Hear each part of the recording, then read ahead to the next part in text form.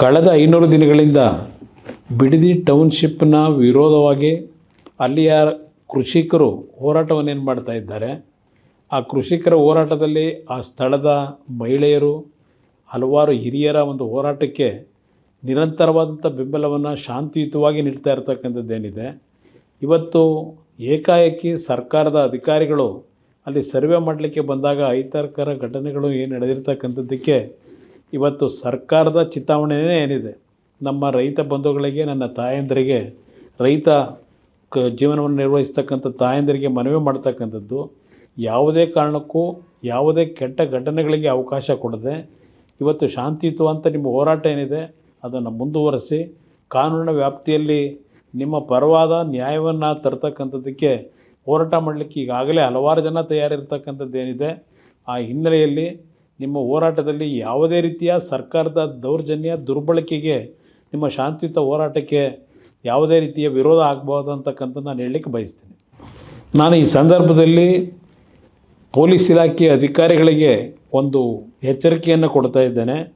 ತಾವು ಶಾಂತಿಯುತವಾಗಿ ಹೋರಾಟ ಮಾಡ್ತಾ ಇರತಕ್ಕಂಥ ಒಂದು ರೈತರ ಹೋರಾಟಕ್ಕೆ ಇವತ್ತು ಸರ್ಕಾರ ಅವರ ವಿರುದ್ಧ ದೌರ್ಜನ್ಯವನ್ನು ಎಸಗತಕ್ಕಂಥದ್ದು, ತಮ್ಮಗಳನ್ನು ದುರುಪಯೋಗಪಡಿಸ್ಕೊಳ್ತಕ್ಕಂಥದ್ದೇನಿದೆ, ಇದಕ್ಕೆ ಯಾವುದೇ ಕಾರಣಕ್ಕೂ ತಾವು ಸರ್ಕಾರದ ಸೂಚನೆಗಳೇನಿದೆ ಹೆದರಿ ರೈತ ವಿರೋಧಿ ನೀತಿಗಳನ್ನು ಮಾಡಿದ್ರೆ ಆ ಒಂದು ಈ ಸರ್ಕಾರದ ಕೆಟ್ಟ ನಡವಳಿಕೆಯ ಪಾಲು ನಿಮಗೂ ಇವತ್ತು ಹಂಚ್ಕೊಳ್ತಕ್ಕಂಥ ದಿನಗಳು ಬರುತ್ತೆ.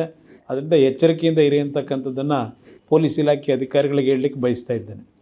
ಕಳೆದ 500 ದಿನಗಳಿಂದ ಬಿಡದಿ ಟೌನ್ಶಿಪ್ನ ವಿರೋಧವಾಗಿ ಅಲ್ಲಿಯ ಕೃಷಿಕರು ಹೋರಾಟವನ್ನೇನು ಮಾಡ್ತಾ ಇದ್ದಾರೆ.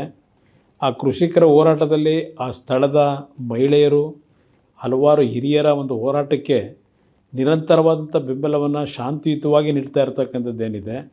ಇವತ್ತು ಏಕಾಏಕಿ ಸರ್ಕಾರದ ಅಧಿಕಾರಿಗಳು ಅಲ್ಲಿ ಸರ್ವೆ ಮಾಡಲಿಕ್ಕೆ ಬಂದಾಗ ಅಹಿತಕರ ಘಟನೆಗಳು ಏನು ನಡೆದಿರ್ತಕ್ಕಂಥದ್ದಕ್ಕೆ ಇವತ್ತು ಸರ್ಕಾರದ ಚಿತಾವಣೆಯೇ ಏನಿದೆ, ನಮ್ಮ ರೈತ ಬಂಧುಗಳಿಗೆ, ನನ್ನ ತಾಯಂದಿರಿಗೆ, ರೈತ ಜೀವನವನ್ನು ನಿರ್ವಹಿಸ್ತಕ್ಕಂಥ ತಾಯಂದಿರಿಗೆ ಮನವಿ ಮಾಡ್ತಕ್ಕಂಥದ್ದು, ಯಾವುದೇ ಕಾರಣಕ್ಕೂ ಯಾವುದೇ ಕೆಟ್ಟ ಘಟನೆಗಳಿಗೆ ಅವಕಾಶ ಕೊಡದೆ ಇವತ್ತು ಶಾಂತಿಯುತವಂತ ನಿಮ್ಮ ಹೋರಾಟ ಏನಿದೆ ಅದನ್ನು ಮುಂದುವರಿಸಿ ಕಾನೂನಿನ ವ್ಯಾಪ್ತಿಯಲ್ಲಿ ನಿಮ್ಮ ಪರವಾದ ನ್ಯಾಯವನ್ನು ತರ್ತಕ್ಕಂಥದ್ದಕ್ಕೆ ಹೋರಾಟ ಮಾಡಲಿಕ್ಕೆ ಈಗಾಗಲೇ ಹಲವಾರು ಜನ ತಯಾರಿರ್ತಕ್ಕಂಥದ್ದೇನಿದೆ.